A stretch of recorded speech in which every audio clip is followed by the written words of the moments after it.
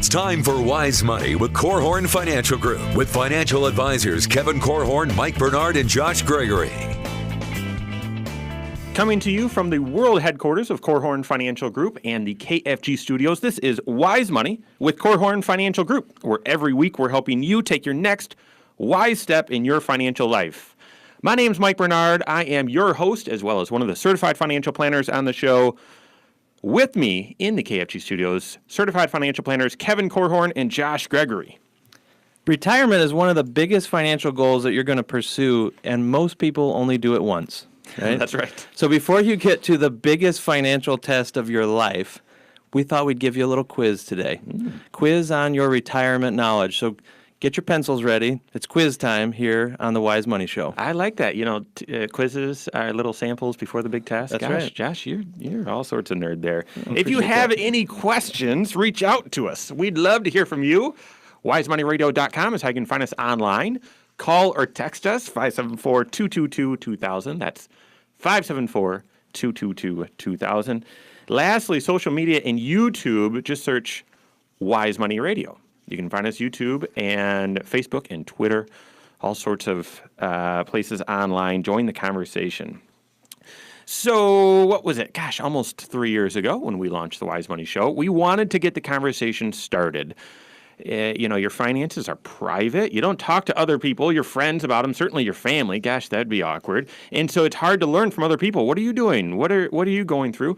And a lot of people just are intimidated or don't want to go see a certified financial planner. So we started the show to help that conversation get started and tell you about the wonderful process, the news of comprehensive financial planning, and really the perspective that it brings to your financial life, connecting seemingly disconnected pieces of your financial life together to help you make great, I would say, wise decisions. Why? To help you reach your financial goals, whatever they are, whether that's retirement or whether that is buying a house or paying off a house, sending your kids to school, whatever it is. For most people, though, retirement is the big one. It's the granddaddy of them all, and that's why for today's show, I thought it'd be good to grab a quick retirement quiz, see if you're ready. And just to up the stakes a little bit, I found it on CNBC. Not a big fan of theirs, but they did say the average person flunked this test. I think you're going to be able to ace it. All right? Let's dive in. Question number 1. Roughly, how much do investment professionals suggest people have saved up by the time they retire? So how much should you have saved up by the time you retire? You have your answer down? Here's what they said. Fidelity recommends people save at least 10 times the amount of their last year's income. So for example, if in your last year you made $60,000, you should have $600,000 saved up. I have a very strong reaction to this. Josh, Kevin, what's your reaction? Well, my reaction is always just against rules of thumb in general. Yes. Right? I think rules of thumb are a cheap replacement to doing actual planning. I think they can serve a function, and hopefully, if you hear that number, 10 times your last year's income, it at least makes your eyes get a little wide, raises your eyebrows, and makes you realize, okay, it's a big number, whatever it is. And so sometimes rules of thumb, they help us to expand our thinking and realize, okay, maybe I was going to be shooting a little low here. But is it a replacement for actual planning where you scrutinize your own projections, your own assumptions, your own vision for retirement, and then come out, well, what's the pace that you need to be on in your own unique financial life? This one kind of reminds me of, I've heard rules of thumb on how much life insurance you should have. 8 times your earnings. Well, why 8 times? And is that really the right number for everybody? But the point, I guess, is it's bigger than maybe you realize that it is. Yeah, as a rule of thumb, I like rules of thumb. And I have found that the usefulness of this is it does get you thinking. The problem with this is if you say, well, my earnings last year, okay, we use the number 60,000, all right? If I need 10 times that, I need 600,000. On average, the average 62-year-old has about 150,000 saved. So if you're 62 and you're average and you're hearing this, you might think, oh my, there's no way I can do that. And what I would tell you is that I've been practicing for 24 years. I've helped hundreds of people retire, and none of them have gone back to work because they had to. Some of them have gone back to work because they wanted to. Some of them have learned that retirement is really the idea. If I'm just retiring and not repurposing, I'm missing something. So and so folks have something to give. They go back to work and they give that. They like some of the components of work, and so they'll do that. I look at this and say, okay, 10 times the amount of my last year's income.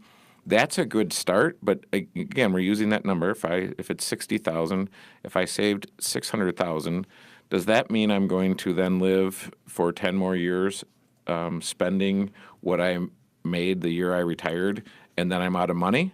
Or what's going to happen? That doesn't take into account, because 600,000 may be sufficient.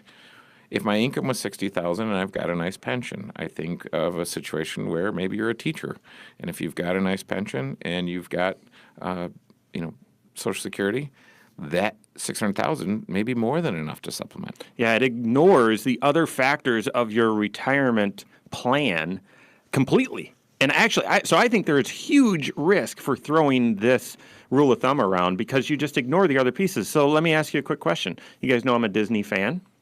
If I told you Cindy and I were debating between going to Disney for just a weekend, Cindy's right, or for a month, so a weekend or a month, what's the difference there? Would I need to have more saved up if I'm just going for the weekend or for the month? Right. Yeah, for the month. Right. That's extreme. So what if I reach 10 times my salary when I'm 45? I inherit money, and I've been making 60 grand, and I inherit, and I have $600,000. Am I good? No, because you're going to live another 50 years. So it's absolutely bogus, personally. I think it might help spur you on, get you motivated to save more. That might be a bigger number than you thought, but it is not a plan. All right, We've all seen people who can retire on 600,000, and we've seen other people who are just sunk financially on 600,000. So, as you said, you have to pay attention to the other factors, not just how long you're going to live, but are you going to work, how much you're going to spend, how much risk are you going to take, and you can't replace the process of financial planning with just a rule of thumb like that. Second question is kind of fun. All right, question number 2. How often over the past 35 years do you think the stock market has had a positive annual return? How many great question. Over the past 35 years did the stock market have a positive annual return? I'm going to tell you right now, only 8% of people got this answer right. And I would not have been one of them. No? Would you have guessed this? I would have guessed it, sure.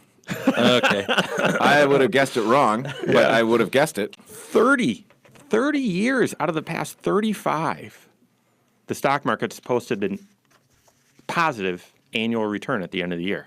What's your reaction to this? Okay, other than the surprise, my reaction is I think this is beneficial because as people are approaching retirement, this may be you. As you're approaching retirement or are in retirement, you're tempted to go no risk. When in fact, your retirement's likely to last decades. That'll be a question here coming up. That is the risk. And so that's the risk of taking too little risk in your investments. And so I think this actually is a helpful question. Now, it's not planning, of course, but it's a helpful question to help frame your mind that in all of the fears and all of the concerns, the stock market's typically reaching new highs. Well, the reason you get yourself into trouble on your investments is by not taking the right time frame in mind as you're evaluating your investments. A lot of folks spend too much time, especially in retirement. If you have time on your hands, you may be watching your investments more closely than you should. And I remember hearing that 55% of all days the market is positive, so a little bit better than half. But if you look at the months in the market, 63% are positive. It's 70% of years are positive. Yep. So if you just expand your time horizon and realize, hey, the market goes up and down, maybe you kind of calm yourself down a little bit and let your investments do their thing. Yeah. Are you ready to retire? Could you pass a retirement readiness quiz? We've got questions 3 through 8 coming up here on Wise Money with Korhorn Financial Group. I knew you were going to say my rule of thumb is I just knew as soon as he started talking. That is good. So predictable. I don't know if that's a good thing or a bad thing, Kevin. Because it's the first thing that popped in my mind. All right. This next question was on a different quiz that we did. It was part of this one, so right. But it was in a 5-question quiz or something like that. That didn't deal with retirement. It was just general finances. So, Do you 50 oh, you doing the math? payment? Yeah. Zero future value. 50 is my payment. Why? So why 7%? I don't know. That's what we were harping on them last time about. The question says use an average stock market return, but then in their answer they say 7%. So, All right. So okay, so we need to hustle. yep. All right.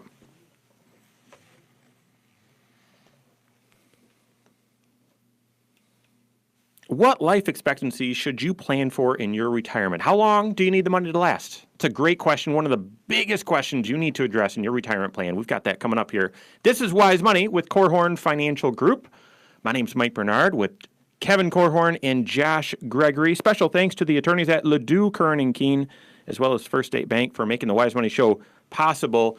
We're going through a retirement readiness quiz, helping you pass where the average person failed. If you have any questions, comments, concerns, reach out to us. We'd love to hear from you. You can text us or call us, 574-222-2000. Text or call 574-222-2000. WiseMoneyRadio.com online and at Wise Money Radio on YouTube, Facebook, Twitter. That's how you can get a hold of us. Question number 3 is an unfair question. I'm just going to say that out there. Just going to lob it out there. Here's the question. If you were able to set aside $50 each month for retirement, how much could that end up becoming 20 years or 25 years from now, including interest, if it grew at the historical stock market average? Survey says 40 grand. But this is why it's bogus. The question says using the historical stock market average, which is what? What would you say, Josh? 10%. 10%. Yep.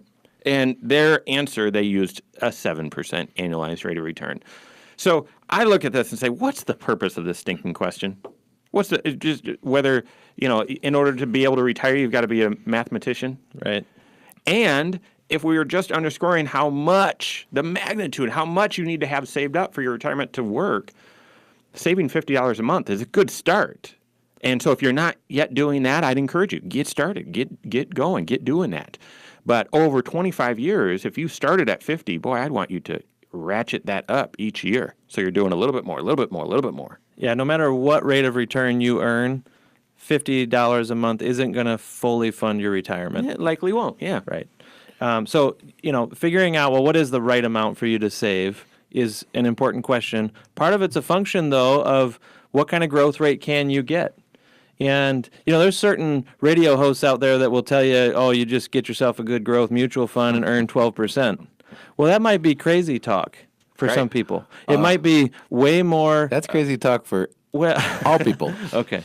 The point, though, is you're not going to invest in just the straight stock market. You're not going to expose yourself to that volatility for your entire working career.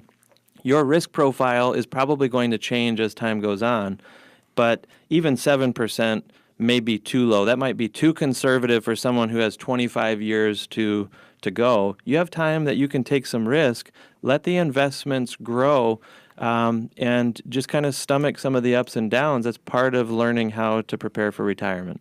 Yeah, it's a somewhat. I mean, we could stumble and be irritated with this question. I say, well, let's get the goodies out of this. So here's the goodness: is that even at 7%, I only invested $15,000 and I've got 40 grand at the end of the day. Silver lining. So You're right.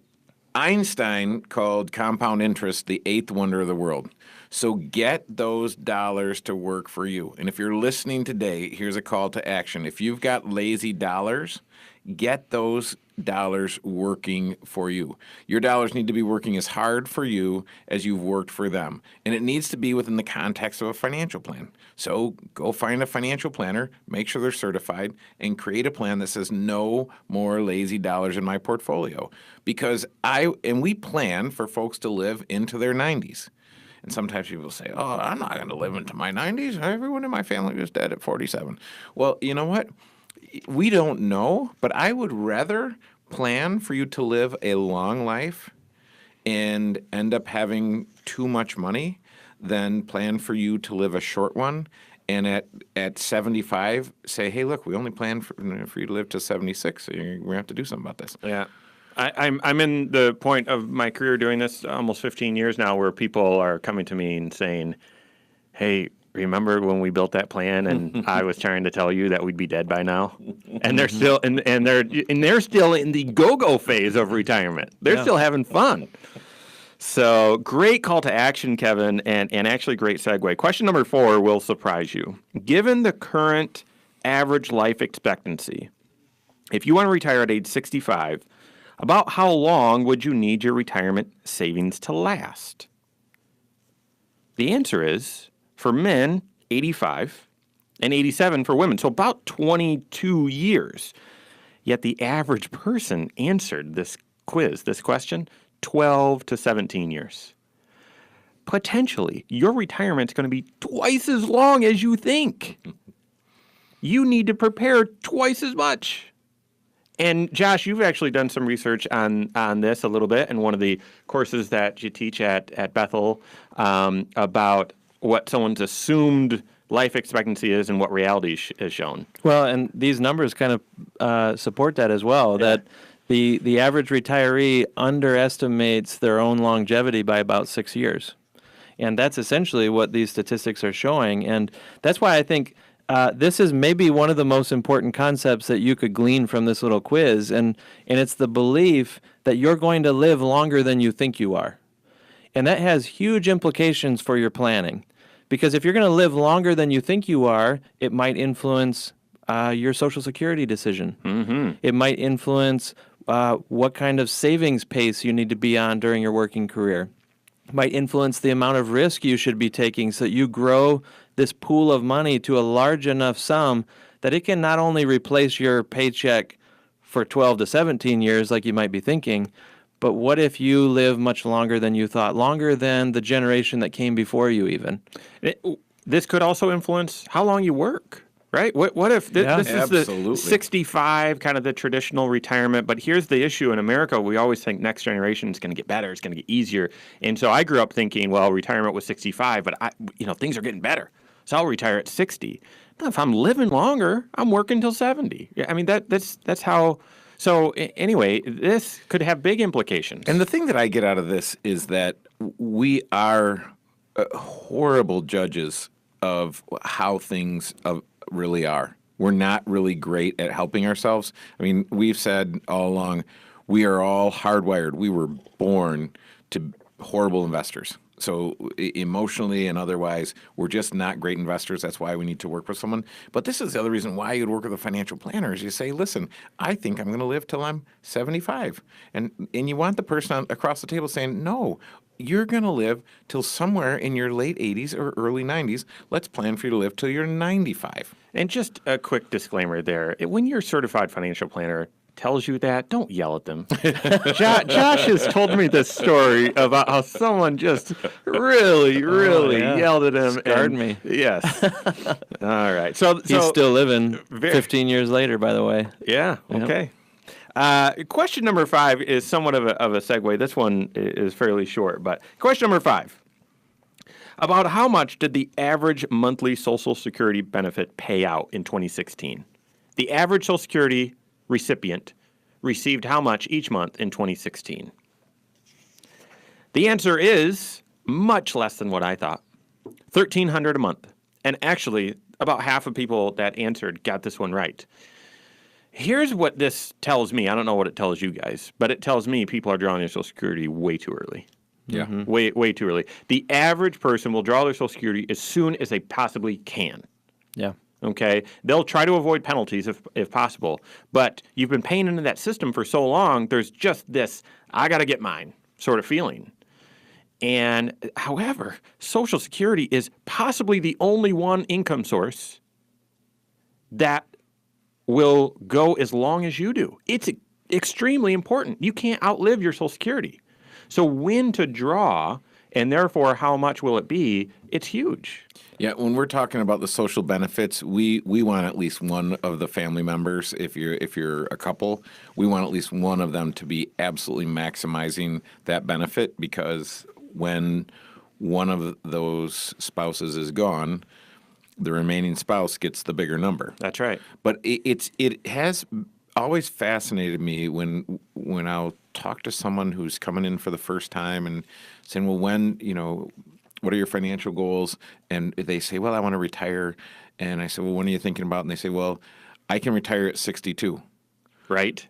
And they say, well, based on that's when I can start drawing Social Security. So we want to flip that on its head. Yeah. And really base your Social Security drawing decision on your overall retirement plan. How much should you be withdrawing from your investments? That's certainly tied to the Social Security question. That and more coming up here on Wise Money with Korhorn Financial Group. Sorry, I didn't know if you saw that. So I didn't know that. I actually didn't until you drew my attention to it. So, man, I tell you, I keep listening to this. I'm gonna hire me a financial planner. Amazing stuff. Okay. Okay, so we're going into segment 3. Going into segment 3, we are Question on 6? question 6. So we need to hustle. Yeah. 6, 7, 8, and then 9, 10, 11. No, it's only 8 questions. Oh, So we can do 6, 7, and then 8 in the last segment. We can do 6, 7, and 8, and then listener question. I mean, Sam's question is that Social Security question. So it'd be cool if we got to that one. So, but we'll see. We'll take it one at a time.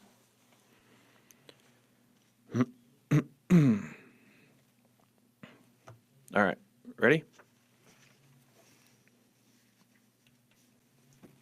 What's going to be your single greatest expense category in retirement? The answer is going to surprise you. We've got that and more coming up. This is Wise Money with Korhorn Financial Group, coming to you from the world headquarters of Korhorn Financial Group and the KFG studios. My name is Mike Bernard, here with Josh Gregory and Kevin Korhorn.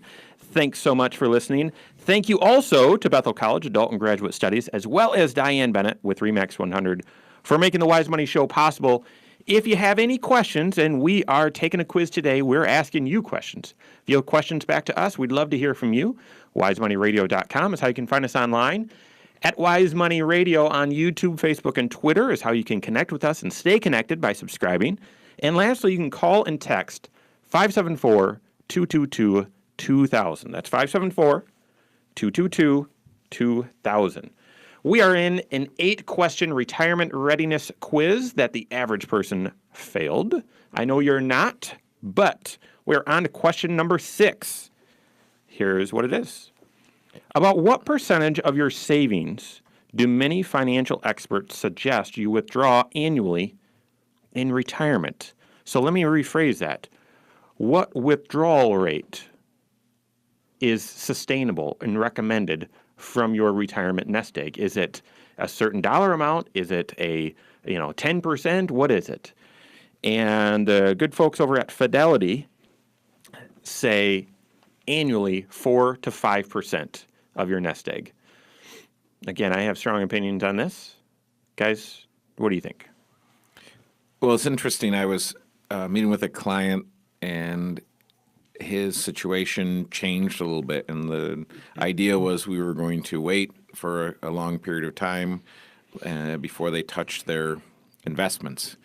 And so he relayed to me that their situation may be changing, so he may need to access the investments sooner than they planned. And I said, well, that's not a problem. What we can do is we can look at what what we can give you off of the portfolio, and you can figure out how to make your budget work. And he said, no, I'll tell you what I need. And I said, well, we can do that too. And if you tell me what you need, I'll tell you how long your portfolio will last. Yeah. And so with finite resources, there are variables that we have to work with. So we can either tell you what your portfolio will generate and what you can live on, or you tell us how much you need and we'll tell you how long it will last. And the big idea is to have the money last at least as long, if not longer, than you do. And so I look at this and I say, personally, my preference, I love to work with folks where we can say, hey, we got a 3% burn rate on this portfolio, and that dog will hunt forever. I completely agree. And the people who can afford to do that, to say, hey, I'll draw off the portfolio what is sustainable, not just what I need, they always seem to be the folks who answer that last question the right way about Social Security. How much should you be getting from Social Security? It's a function of when do you start drawing. And the people who maximize their Social Security, they're not able to completely live off Social Security. But what if it covered most of their basic needs? And, that's why the Social Security decision has an impact on your withdrawal rate. I've heard you say, Mike, that it's good to have some steady streams of income that will match the guaranteed expenses that you have. Yep. If you have a mortgage and your mortgage is $1,000 a month, good grief. I mean, can you imagine trying to live off $1,300 for two spouses coming in each? It would be tough. And you would have to go to your investments early and often. Or if you retired before 65, when you could get on Medicare, and you had $1,000 a month of medical expenses. That's right. Longevity risk is a really big thing that we talked about in the last segment. You're going to live longer than you intended, and that's why trying to maximize the Social Security benefits is such an important thing, because it allows you to leave your investments intact and undisturbed for longer. Allows them to really fully mature and then draw off of them at a steady pace. And you dramatically reduce the risk that you're going to run out of money that way. Yeah, well said, Josh. I think this is another rule of thumb question, and I don't like rules of thumb. They're not a substitute for full planning, especially something as complicated and high stakes as your retirement and when you're going to stop working for good or transition to a part-time basis. And so I'd rather build a long-term, full, detailed plan to see, can this thing work? And then back into it, all right, how much do you need to draw out of your portfolio based on your other sources of income and when you're going to draw Social Security and so on and so forth. And then after building that plan, yes, this can work. And then building the income plan, where's the money going to come from? I'm with you, Kevin. If I'm comparing it to this rule of thumb, I much prefer 3%, somewhere below 4. This is called the 4% rule based on a lot of assumptions that are different today in the marketplace. Interest rates, for one, the multiples in the stock market is based on different circumstances. The academic research has changed, right? Exactly. And so the brainiacs out there in their ivory towers have determined 4% maybe isn't sustainable like it used to be 10, 20 years ago. And it's a little surprising then that Fidelity would say 4 to 5%. Yeah. But there again, I'd also go back to my Disney analogy of, well, it just depends. If you're trying to retire at 58, I don't know, 4 to 5%, even 3%, that might be too much because your retirement needs to last a long time. So anyway. Yeah, Cindy was right on that one. She always is. Question number 7. What is the single biggest expense for most people in retirement? This one surprised me. Only 17% of people got this right. And this is the answer: housing. Housing, apparently, research has shown, is the single biggest expense you'll have in retirement. 63% of people assumed it was healthcare and are most worried about healthcare expenses rising. And it's actually housing. So this gets me thinking of a couple different things. Number one, your healthcare expenses definitely need to be part of your plan because it is something that's worrying you. I know it is. because we've had hundreds of these conversations helping people retire. And one of the biggest questions is, well, gosh, healthcare is so expensive. And it's helpful to us to just be able to point and say, yep, see, we've got it allotted for right there. That's how much your health insurance is going to be, which we'll get into the next question. But from a housing expense standpoint, to me, this is about stewardship and preparation. Yeah. Are you still working on a mortgage in retirement? If you are, that's not a terrible thing. It's just you've got to be planful for that. Have you had all these delayed maintenance things to the house where all of a sudden when you retire, yeah, gosh, this roof has lasted us 30 years. So we're going to have to take out a big chunk from our retirement and do this roof or do all these things that we just never got around to doing. Yeah, that could be expensive. And when you retire, you're going to be spending more time in your home. And I was just meeting with some folks, and they said, you know what? We really haven't. We moved into this house when it was brand new 20 years ago, but we haven't updated anything. And because we're retired, we spend a lot more time at home, and we kind of do a good chunk of navel gazing and, looking at the walls and thinking, oh, wouldn't this be nice? Because the HGTV folks make, you can completely upgrade your kitchen for $3,000. So I want to do that. And so this is Labor included. Yeah. Well, so this is where, and the reminder for me, when you think about housing being your biggest expense in retirement, is be kind to your children, because you may need to be the boomerang parents and move in with the kids. So make sure you're being extra kind to the kiddos. A lot of people also have a vision for maybe having more than one place in retirement. Yeah. Maybe they have a home here and they've got somewhere warmer that they go as well. And it's amazing to me, we've been doing this long enough to see how many folks start out buying a place down in Florida or the Carolinas or something, and then they realize the carrying cost of two houses, that one of them is sitting empty at all times, right? So best case scenario, maybe 50% of the time they're actually using that second house. And the cost gets to a point where they say, you know what, I think I'm just going to rent a few months each year. Yeah. So thinking about an economical way to approach even the snowbird idea, I think is an important way to limit this major expense in retirement. And I personally don't care whether it's housing or healthcare. You just need to plan for it and be proactive and have that as part of your long-term retirement plan to see if it can work. We're wrapping up this 8-question retirement readiness quiz, and we've got a great question actually about Social Security from a fan of the show. That and more coming up here on Wise Money with Korhorn Financial Group.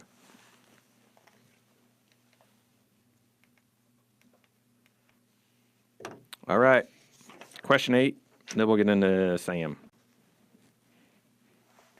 Yeah, I have been so proud of my recent retiring clients who have just not bought the place in Florida.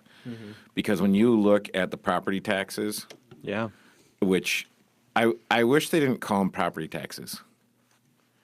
I wish they called them the state mortgage. That's never paid. The mortgage that's never paid. Because people say, "Oh, I got my house paid off." No, you don't. Yeah. As long as you're renting that chunk of ground from the state, and you're gonna keep paying that bad boy. So, I don't know.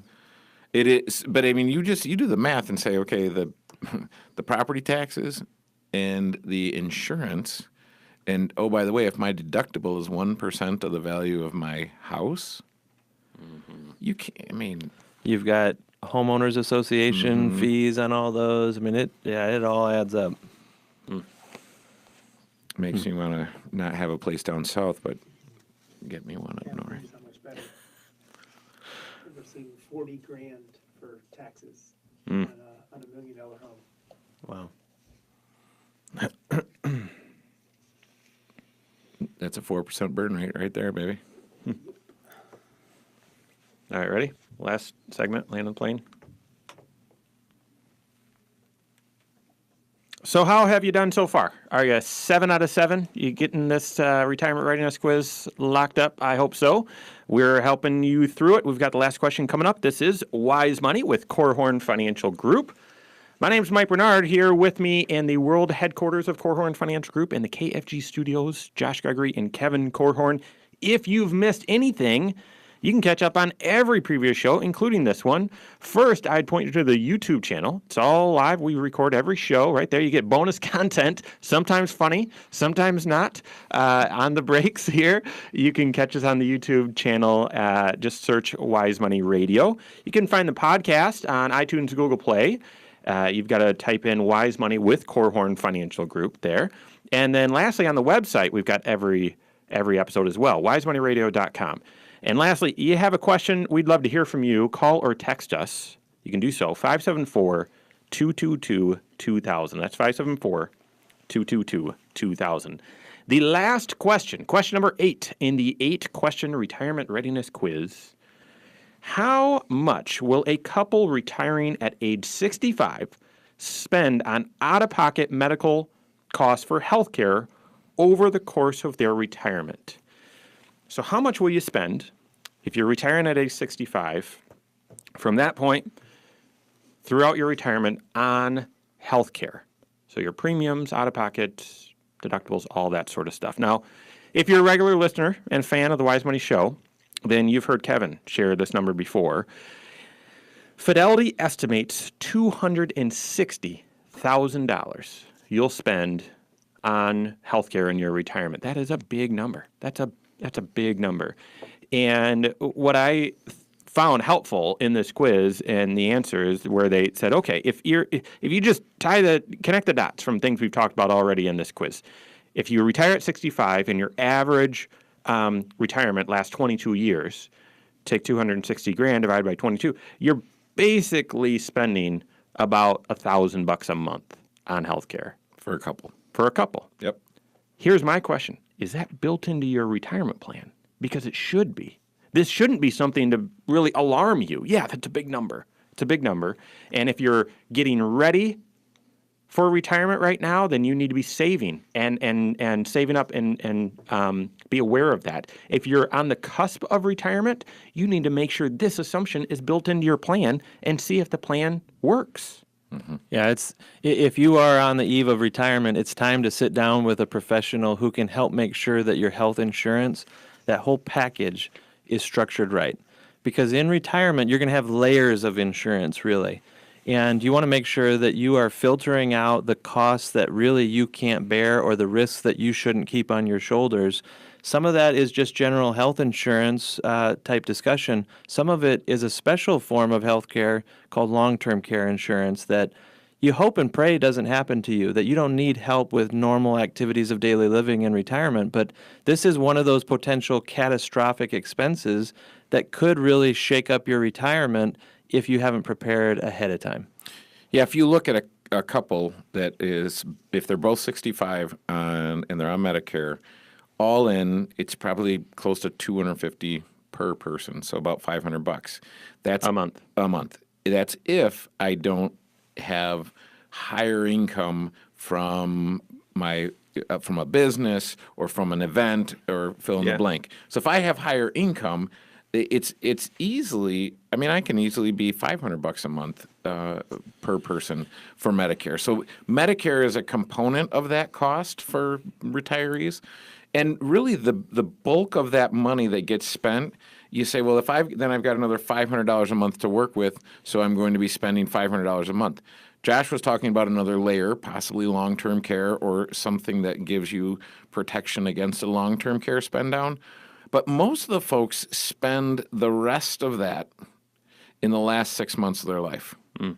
And so this is where you want to be planning, because you say, well, hey, I'm only spending $500 a month. They said I was going to spend $1,000. Look, I've got this money. I can do something. But I would make sure, to Josh's point, you've got a great plan for how you're going to either live with certain risks or transfer certain risks so that you don't impoverish your spouse, and you can have the freedom, the choice, the independence for living that you want to have until you leave this earth. You know, that's one of the things I like about these little quizzes is it hopefully is a reminder that you need to focus on the right questions in your financial life. Some of these are kind of silly questions that kind of get you thinking, but the real questions, the ones that matter, are the ones that you have influence over and that will have some sort of consequences. Kevin just talked about, kind of alluded to the fact that financial planning is about gaining more freedom and choice, options, flexibility in your life. You want to have more control over how the most important questions get answered. And that can't be done unless you're taking a proactive approach to your financial life. So possibly the biggest question, and maybe the one that is it's pass-fail, is what approach are you taking in your retirement plan to determine when you're ready for such a high-stakes decision, one that you hope you only have to do once, that has huge implications on this really rich chapter of your life and potentially a lot of enjoyment and purpose as well. So what approach are you taking? We would argue you need a comprehensive approach, one that is very detailed in determining all of these assumptions, all of these variables, healthcare costs, Social Security, how much you'll withdraw from your retirement. All of that needs to be mixed together. But then the point is, it then needs to be connected to the rest of your financial life so you have synergy. That's our belief. Yeah, the question is, do you have a plan? And not having a plan is actually a plan. It's just a bad plan. Yeah. So, all right. Let's move on. We have a great question from fan of the show. His name is Sam, and it really deals right in with what we're talking about today. Here's what he asked. I turned 64 this summer, and unfortunately, I don't have much saved for retirement. My plan is to draw Social Security as soon as I can get the full amount and then keep working to help me build up savings and pay down my mortgage. Does that sound like a good strategy? Great question, Sam. I appreciate that. I think a lot of people have a very, very similar curiosity, number one, about drawing Social Security, and very similar circumstance in that, well, I might not have saved up as much as I need to, so what do I need to do to get myself over that last hill? Well, I think we've all seen examples of how much progress someone can make in their financial life in those final years of their working career when maybe they're old enough to be drawing their full Social Security benefit and still work. Yeah. And essentially get some years where they're double dipping. They've got extra income coming in. And now it's a hard thing to have the discipline to capture that extra income and truly save it. But, some people use those final years to get the mortgage finally wiped out or to accumulate the right size emergency fund or build up some retirement nest egg. What you lose, though, by waiting too long is the power of time, the ability for your investments to compound over time. Because, maybe, Sam, you'll be able to save pretty significantly. Will you be able to invest with enough risk to actually get growth on those dollars during that period of time? So I wouldn't consider this a substitute to starting early. But at age 64, now is the time to get going and not wait any longer. Some folks would look at this situation and say, well, should I just keep on working and delay my Social Security even longer and draw the biggest possible Social Security benefit at age 70? Part of that is a question, though, of the rest of the circumstances of your situation. Do you have a spouse that will be dependent upon your income if you were to pass away? What kind of mortgage situation? There's a lot of variables here, but certainly some goodness can come in these last years if you stay focused and disciplined. Yeah, this is a great planning question, Sam. And when you look at that, if your income is $150,000 a year, if you turn on Social Security at full retirement, 85 cents of every dollar that you receive, you're going to have to pay taxes on. And if you're not going to be able to save that into a tax-favored shelter, but you're going to use that money to pay down the mortgage, maybe instead of turning on the faucet and taking Social Security, I might want to sit down and beat the daylights out of my spending plan. Oh, that's right. You're tempted to go to strategy and what's the best thing for Social Security? Nope, you need a budget, Sam. Yep. You need a budget and you need a plan. Yep. For sure. Great question. That is all the time we have for today, folks. On behalf of Kevin Korhorn, Josh Gregory, myself, and all of us at Korhorn Financial Group, we'll see you next Saturday for Wise Money with Korhorn Financial Group. Securities offered through Silver Oak Securities, member FINRA/SIPC. Advisory services offered through KFG Wealth Management, LLC. Doing business as Korhorn Financial Group. KFG Wealth Management, LLC and Silver Oak Securities Incorporated companies are unaffiliated.